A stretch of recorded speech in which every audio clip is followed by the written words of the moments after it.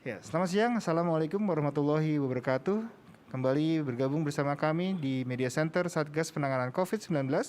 Kali ini topik yang sangat dinanti-nanti oleh para pencinta kesehatan dan masyarakat yang mendambakan udara yang segar dan bersih. Dan kali ini kita ditemani oleh 4 pakar, aktivis, dan pendekar ya, pejuang udara bersih di Indonesia. Ada Dr. Agus Dwi Susanto, ya, FAPSR, SP, ya, spesialis paru ya, KFAPSR, FISR, Ketua Umum Persatuan Dokter Paru Indonesia atau PDPI. Pak Dr. Agus, selamat datang di Media Center. Sehat Pak ya. Lalu saya ditemani Pak Bambang Priyono, ya, Ketua No Tobacco Community NOTC Bogor, ya. Selamat datang dari Bogor langsung ya. Hei. Bergabung bersama kami lewat Zoom Profesor Dr. Anda R.A. Yayi Suryo Prabandari MSI PhD, Ketua Forum Jogja Sehat Tanpa Tembakau atau JSTT via Zoom ya. Selamat siang Prof Yayi. Selamat siang. Sehat terus ya Prof Yayi ya. Alhamdulillah. Moga-moga semua juga sehat. Iya, Jogja sehat nih karena Prof Yayi ini. Lalu berikutnya yang terakhir adalah Ketua AJI Jakarta ya, Bapak Asnil Bambani Amri, Ketua Aliansi Jurnalis Independen AJI Jakarta. Ya, Pak Asnil apa kabar? Baik, Mas Ari, apa kabar? Wah, sehat ya. Saya semangat kalau teman-teman jurnalis. Amin, semoga sehat-sehat semua. Iya. Kami akan membuka diskusi ini dengan membuka masker ya. Kita cuci tangan, membuka masker karena membuka masker di studio ini telah disanitasi, sudah disinfeksi, dan kita menjaga jarak sesuai dengan protokol kesehatan yang diterapkan baik oleh WHO dan Kementerian Kesehatan maupun Satgas. Acara ini memperhatikan protokol kesehatan dan ditujukan untuk semua kalangan. Jadi kita harus buka masker supaya dimengerti diskusi kita. Baik, silakan. Kita cuci tangan dulu terus kita buka masker.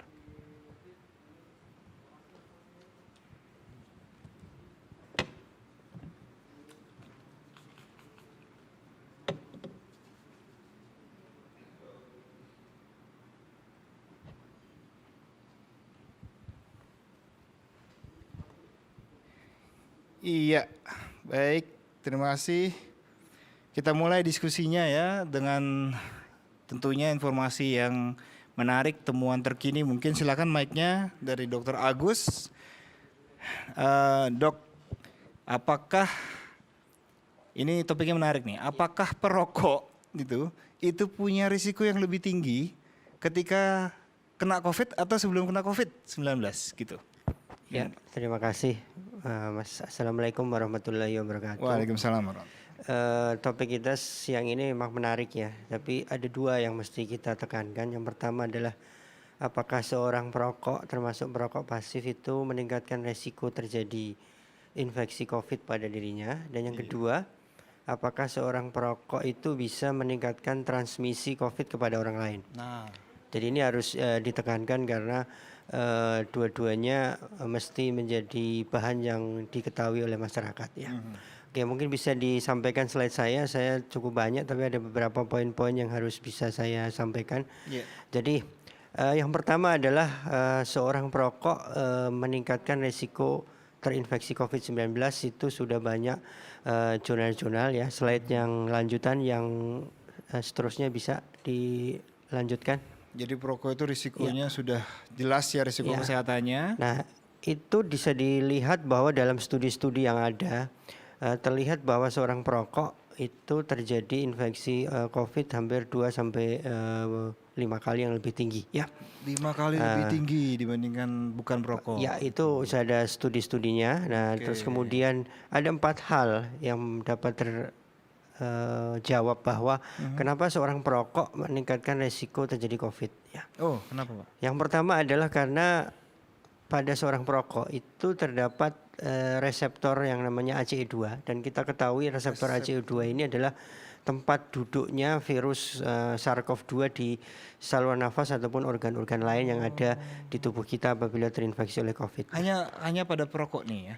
Jumlah reseptor ACE2 pada seorang perokok itu jumlahnya lebih banyak Lebih banyak dibanding reseptornya. pada bukan perokok. Itu udah ada Oke. studi-studinya di dalam slide saya, mungkin bisa dibuka pada bagian, dan studi itu sudah terbukti berdasarkan data-data pemeriksaan patologi dari jaringan seorang perokok. Di situ terlihat bahwa pada jaringan seorang perokok reseptor dari ACE2 itu lebih banyak dibanding bukan perokok. Jadi sudah ada buktinya, dan Ini faktual ya, itu jadi seorang perokok udah itu kelihatan. terbukti bahwa memang reseptor ACE2 lebih banyak pada perokok. Oke. Terus Nah, itu berikutnya? adalah yang pertama.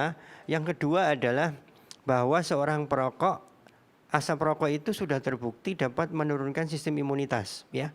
Sistem imunitas atau sistem kekebalan tubuh, Oh, terutama iya. pada imunitas saluran nafas. Padahal kita lagi butuh-butuhnya ya di tengah pandemi Padahal ini ya. sistem imunitas ini kita ketahui penting sekali berperan menghambat terjadinya infeksi. Oh, Infeksi kenapa, Dok? virus, Kenapa infeksi kok- bakteri seperti Kenapa itu. turun itu? Nah, itu perokok, karena sistem imunitasnya? bahan-bahan yang ada di dalam asap rokok itu terbukti mengganggu proses migrasi berbagai sel-sel imunitas tubuh ketika melawan infeksi. Betul. Itu sudah ada risetnya di beberapa jurnal yang sebelumnya, bahwa ketika seseorang perokok kemudian terjadi infeksi, maka migrasi daripada sel-sel imunitas itu akan menurun dan fungsinya juga menurun. Oh, Nah, akibatnya baik. ketika terinfeksi akan terjadilah kondisi yang lebih luas dan cenderung menjadi lebih berat, termasuk pada COVID-19 ini. Iya. Nah, kemudian Yang ketiga? adalah menyangkut komorbiditas. Ya, kita ketahui bahwa COVID-19 ini sebagian besar menyerang pada seseorang yang memiliki komorbid. Ya, komorbid diabetes, komorbid hipertensi, kemudian penyakit paru kronik atau juga penyakit jantung. Nah, dan kita tahu betul bahwa perokok itu meningkatkan risiko penyakit komorbid ini lebih banyak. Jadi hampir penyakit-penyakit komorbid ini lebih banyak ditemukan pada seorang perokok. Akibatnya tentu ketika seseorang perokok memiliki komorbid, akhirnya memudahkan risiko terjadi COVID. Betul. Jadi bukan COVID-nya, komorbidnya itu ya, penyakit itunya. Jadi ada dampak tidak langsung dari rokok, komorbid, kemudian COVID. COVID-nya aja, bukan hanya. Kemudian yang keempat, yang terakhir adalah karena kebiasaan seorang perokok dengan memegang rokok secara berulang-ulang, memegang mulut, rokoknya dipegang. Nah, ini yang menjadikan transmisi bahwa tangan kita belum tentu bersih, memegang rokok, menghisap. Nah, itu transmisi akan meningkat dan meningkatkan resiko terjadinya inhalasi atau menghirup virus itu melalui transmisi lewat tangan. Hampir pasti nggak bersih ya, karena ditaruh, pegang lagi. ditaruh, Nah, dipegang. itu berulang-ulang kan. Nah, Betul. itu adalah yang menjelaskan kenapa seorang perokok meningkatkan resiko terinfeksi COVID-19. Wah, ini menarik sekali nih, 4 informasi yang penting sekali. Ke Prof Yayi di Jogja, ini bagaimana kita mulai meningkatkan menyebarluaskan informasi risiko yang semakin tinggi ini kepada perokok, kepada masyarakat umum, supaya mereka lebih hati-hati gitu, Prof. Ya, tentu saja dengan melalui edukasi ya, informasi, edukasi dan komunikasi. Iya. Ya, kalau yang masyarakat yang punya gawai, punya gadget, itu bisa dengan media sosial. Kami sudah bikin juga sih. Jadi kami sudah banyak ya materi-materinya. Saya selain ya? di Jogja Sehat Tanpa Tembakau, saya kan ngajar di Universitas Gadjah Mada. Jadi kami punya website Health Promoting University. Jadi melalui link itu mereka bisa, kami di JSTT Jogja Sehat Tanpa Tembakau juga lewat komunikasi, ya, lewat komunikasi. Dan tadi yang disampaikan tadi, seperti kita tadi kan sebelum kita mencopot masker pakai cuci tangan. Nah, perokok-perokok itu memang tidak cuci tangan dulu biasanya kalau mau merokok gitu ya. Jadi yang disampaikan oleh Dr. Agus tadi, jadi tangannya langsung dan kemudian kita belum lagi kita lihat distribusi beli rokoknya ya. Maksudnya rokok itu dipajang di toko itu kan mestinya lewat beberapa tangan. Ya. Jadi iya, betul, itu kan betul.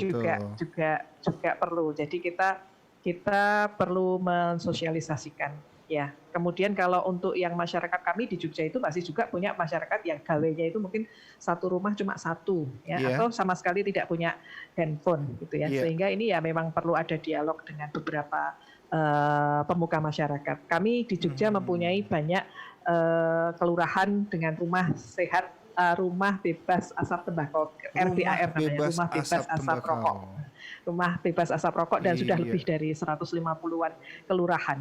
Jadi melalui kader-kader kita bisa mensosialisasikan. Kapan itu kita memang punya webinar juga dan mengundang beberapa kader dari Gerakan Rumah Bebas Asap Rokok itu untuk mensosialisasikan bahwa perilaku atau kebiasaan merokok ini juga membuat mereka lebih rentan untuk terkena COVID. Selain mereka komorbid tadi, ya tentu saja kebiasaan-kebiasaan untuk ini. Untuk anak-anak muda itu kan kadang-kadang malah justru apalagi remaja ya, kadang-kadang kan suka ijolan ini apa bahasa Indonesianya bertukar. Ya jadi satu rokok untuk rame-rame. Nah ini lebih gawat lagi gitu ya. Jadi kalau anak remaja, kalau bapak-bapak sih enggak sih. Cuman kalau bapak-bapak itu kan begitu mau ngerokok buka masker. Betul. Jadi kemudian tadi tangannya mulai masuk. Jadi kebiasaan-kebiasaan inilah yang kita sosialisasikan bahwa itu bisa menimbulkan. Kemudian kami mengingatkan kembali bahwa meskipun kita stay at home, tetapi kalau mau merokok ya harus keluar. Kasihan tadi kan asap rokok menurunkan imunitas, kasihan keluarganya gitu ya. Jadi Gerakan Rumah Bebas Asap Rokok itu tetap terus gitu ya. Meskipun stay di rumah, tapi kalau mau merokok ya keluar.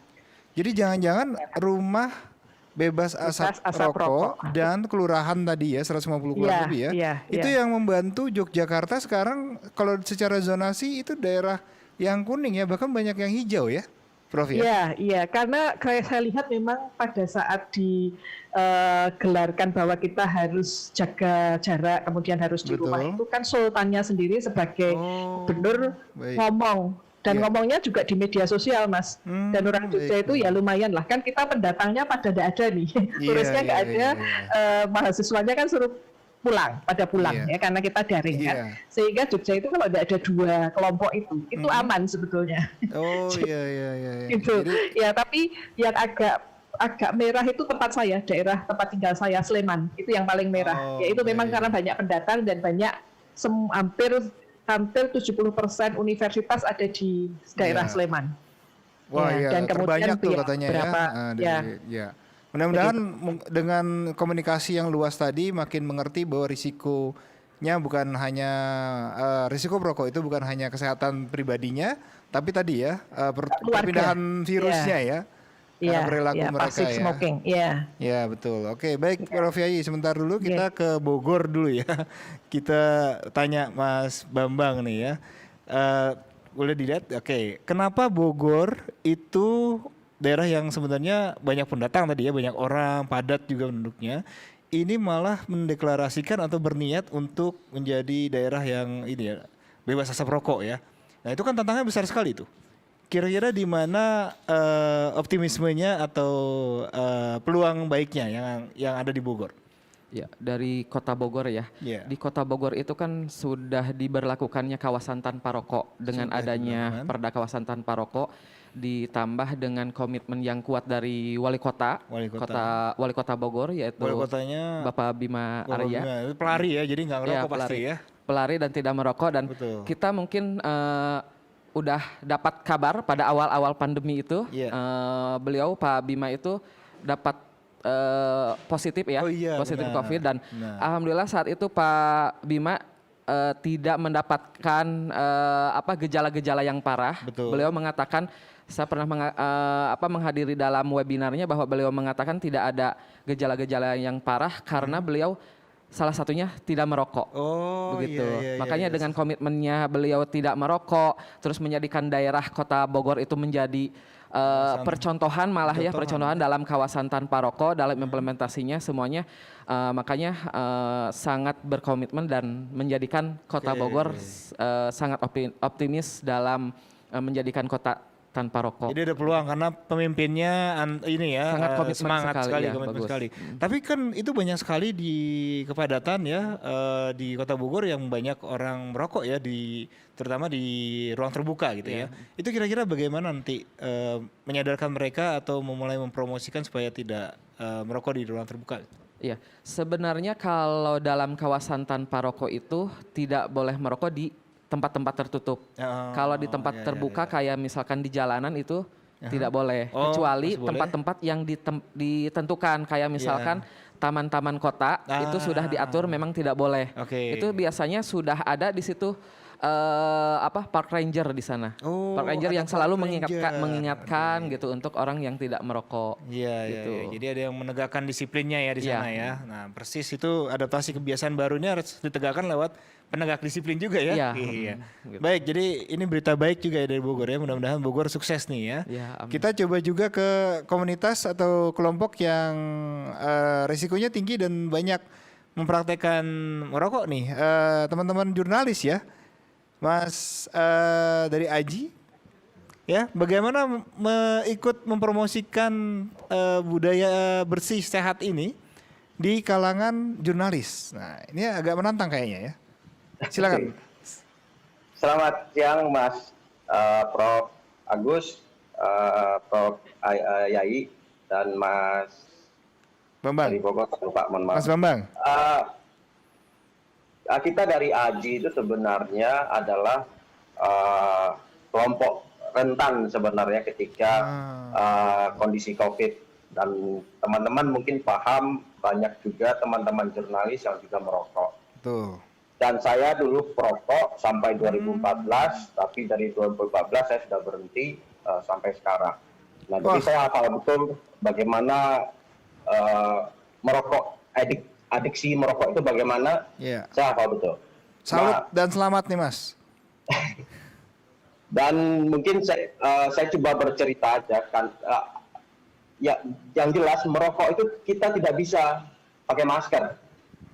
Betul. Nah, sementara anjuran dari pemerintah, dari Benar. Satgas COVID dan Kementerian Kesehatan, kita harus pakai masker. Betul. Nah, kalau merokok udah pasti maskernya dibuka, nggak mungkin dong kalau merokoknya pakai masker. Benar. Betul. Betul. Nah, kemudian di mana para komunitas ini merokok? Ini tidak hanya jurnalis menurut saya. Iya. Karena kita sudah new normal, semua sudah mulai bekerja, artinya tidak hanya kami, komunitas kami. Iya. Yang kami alami itu adalah merokok di tempat bekerja itu macam-macam. Di kantor misalkan, di dekat jendela misalkan. Misalnya kan ada yang curi-curi betul. tuh merokok dekat jendela dengan Betul, ada betul. angin. Kemudian juga di tangga darurat. Misalkan di BNPB iya, mungkin iya, ada iya. tangga darurat enggak, udah clear belum? Iya. Nah, saya yakin misalkan kayak di BNPB yang punya tangga darurat, saya yakin ada banyak Banyak puntung yang rokok di sana. di tengah sana. Iya, betul. Kemudian juga di teras, mungkin kalau kita Teras. keluar di teras BNPB itu kan ada luas tuh terasnya. Iya. Saya yakin ada yang merokok di sana. Iya, betul.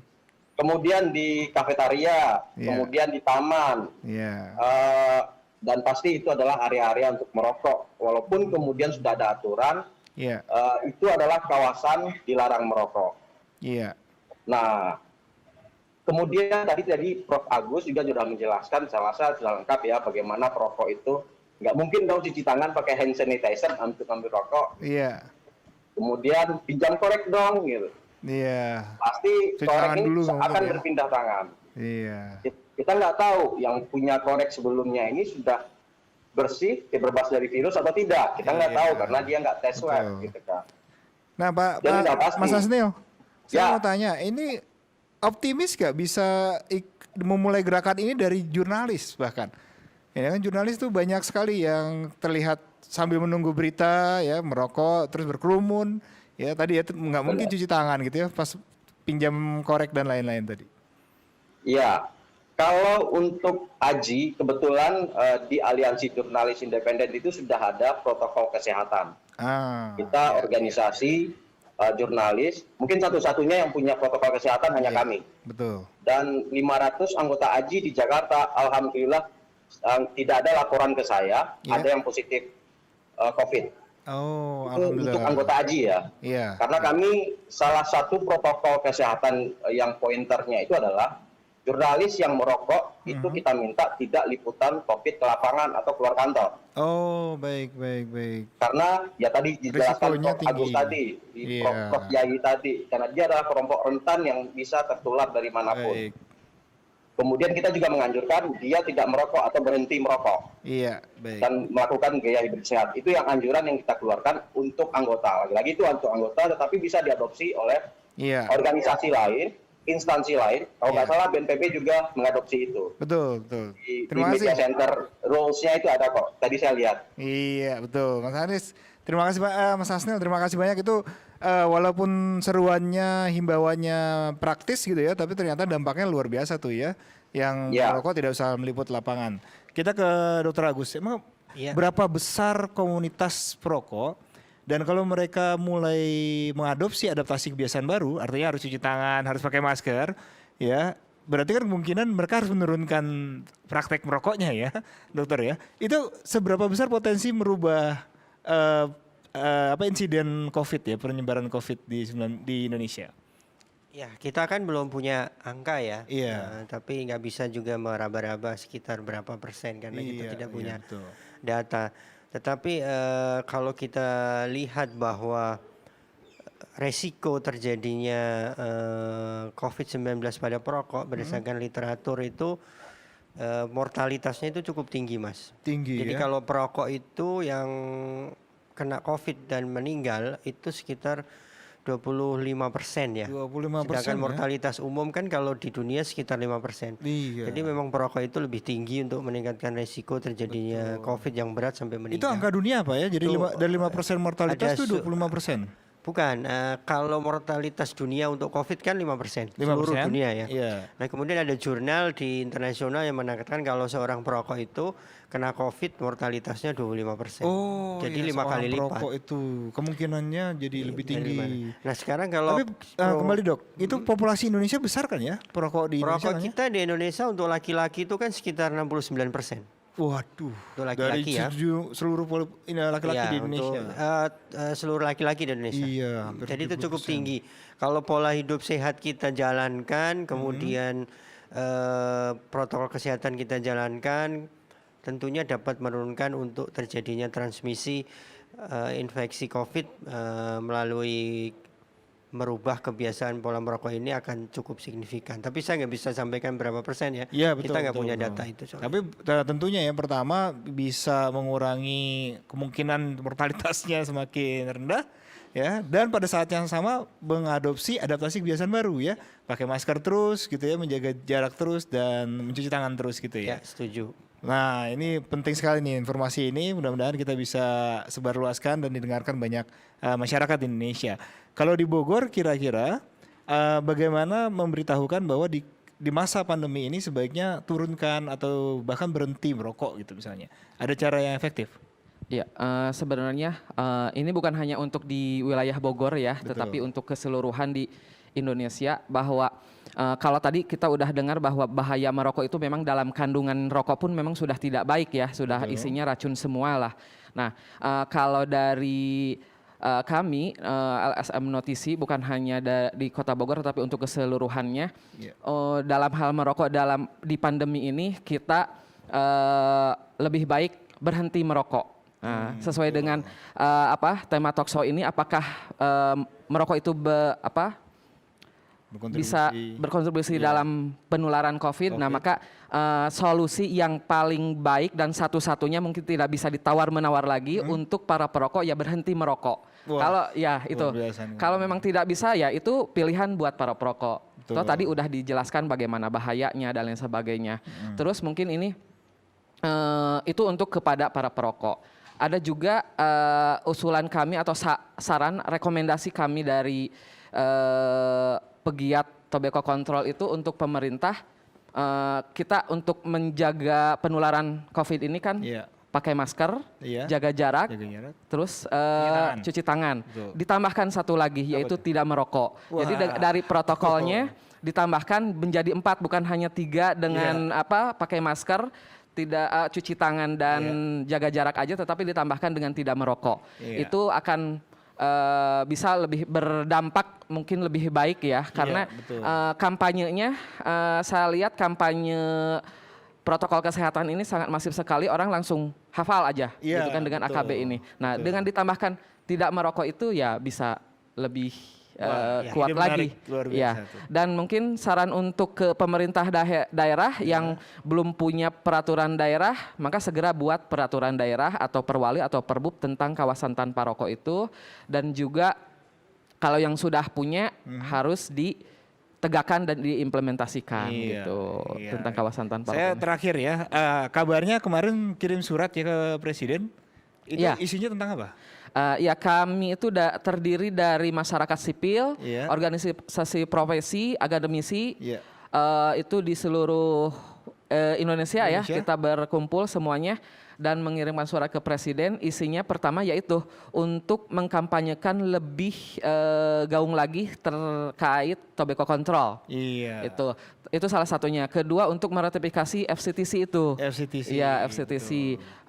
Dan untuk lebih ditekankan lagi dalam khususnya tidak merokok ke masyarakat itu. Dalam protokol. Bagian dari tadi ya kebiasaan baru di pandemi ya. Khususnya dimasukkan ke protokol kesehatan itu. Mau ditambahkan nih, Dr. Agus? Jadi memang protokol kesehatan kita kalau selama ini dengan menggunakan masker, menjaga jarak, kemudian mencuci tangan secara teratur. Nah, setuju harus ditambahkan berhenti merokok atau tidak merokok bagi yang belum merokok. Wah, itu dia sangat baik sekali itu ide yang bagus sekali. Nah, ini teman-teman jurnalis, bagaimana setuju dengan tambahan pesan tadi? Dan kira-kira bagaimana ke depan untuk menyukseskan tadi ya, memastikan kita turun mortalitas karena COVID dan terutama di kalangan perokok? Benar sekali, Mas. Kita sangat setuju sekali karena memang dalam protokol kesehatan yang ada di Kementerian Kesehatan ataupun di instansi pemerintah, saya berharap tirulah kami ada anjuran kalau dia perokok janganlah melakukan aktivitas misalkan jadi sopir ambulans yang membawa COVID misalkan. Kalau kita berharap begitu juga di BNPB misalkan, jika ada yang bersentuhan langsung dengan COVID, usahakan dia bukanlah perokok karena dia akan kelompok rentan yang bisa tertular. Ya kalau bisa ada dalam protokol kesehatan aturan soal tidak boleh merokok atau dianjurkan berhenti merokok jika dia terlibat langsung dalam penanganan pasien COVID atau kegiatan yang langsung berhubungan dengan pasien COVID. Itu sih, Mas. Luar biasa nih. Mudah-mudahan nanti ada hashtag jurnalis tanpa rokok, jurnalis bebas COVID gitu ya. Siap. Wah, luar biasa. Terima kasih. Nah, Prof Yayi, sebagai penutup, apa yang harus kita ingat-ingat terus gitu ya supaya menjadi warisan terutama kenangan yang baik ya selama kita pandemi COVID-19 ini sehingga selesai pandemi kita makin sehat gitu, terutama yang ada hubungannya dengan kebiasaan kurang sehat seperti merokok ini. Ya, terima kasih Mas. Saya kira tadi sudah banyak dan saya hanya mengingatkan atau mungkin kalau saya boleh bilang, siapa tahu ada anak buahnya Pak Presiden, segeralah ratifikasi FCTC. Ya kalau dengan pengendalian itu nanti itu akan diatur lebih banyak. Dan pada masa pandemi ini ya patuhilah protokol kesehatan. Tadi kalau yang masih merokok, pikirlah untuk berhenti merokok. Kalau belum bisa tadi hormatilah keluarganya. Ya, jadi merokok di luar rumah. Dan bagi pemerintah daerah yang memang tadi belum, seingat saya masih sekitar separuh kurang dari separuh, sudah 60% yang sudah punya perda. Yang 40% itu segera mempunyai KTR. Dan jangan lupa juga selain rokok adalah Germas, Gerakan Masyarakat Hidup Sehat. Betul. Dan di dalam Germas itu sebenarnya ada tidak merokok juga gitu ya. Cuman ini agak terlupakan gitu ya, karena pakai masker, cuci tangan, jaga jarak, tidak boleh berkerumun, tapi jangan lupa olahraga, makan makanan yang sehat, kemudian jangan lupa juga tidak merokok lagi atau berhenti merokok. Ya, terima kasih. Terima kasih Prof, terima kasih banyak Dr. Agus, terima kasih banyak Kang Bambang dan Mas Asnil ya, Prof Yayi semuanya. Sekali lagi ada pesan baru ya, kecuali kita harus jaga jarak ya, pakai masker ya dengan benar ya, jaga jarak dengan benar, juga cuci tangan dan sesering mungkin dengan air mengalir dan sabun dan dengan benar, dan berhenti merokok, pastikan kita berperilaku sehat ya. Terima kasih banyak. Sekian dari Media Center Satgas Penanganan COVID-19. Kita berjumpa kembali di dialog-dialog berikutnya. Salam sehat dan salam tangguh. Kita pakai masker lagi.